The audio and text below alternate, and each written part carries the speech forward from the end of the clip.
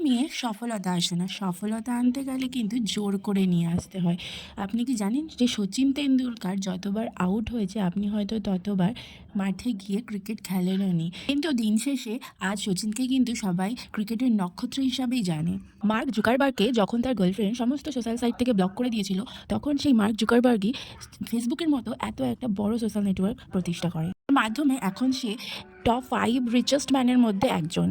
সেই জায়গায় আপনি কি করতেন? হয়তো সেভ করা ছেড়ে দিয়ে আপনি মদ আর সিগারেট খেয়ে দেবদাস হয়ে যেতেন, তাই তো? থমাস এডিসন বৈদ্যুতিক বাতি আবিষ্কার করতে গিয়ে যতবার ব্যর্থ হয়েছে এই পৃথিবীতে হয়তো তত বছর কেউ বাঁচেওনি। কিন্তু তাও সে কিন্তু তার ব্যর্থতা নিয়ে পড়েছিল না। সে চেষ্টা করে গেছে। সে 999 বার ব্যর্থ হওয়ার পরও তার লক্ষ্যে সে পৌঁছেছে। আপনি কি করেছেন? সফল হওয়ার আগে না নিজেকে বারবার প্রশ্ন করুন, কতবার চেষ্টা করেছেন আপনি? কতবার হেরেছেন? সৃষ্টিকর্তা না একবার হলেও জানান দেয় আপনার সাকসেস হওয়ার আগ পর্যন্ত। আপনি থামবেন না, হেরে গেলেও না, বারবার ব্যর্থ হলেও না।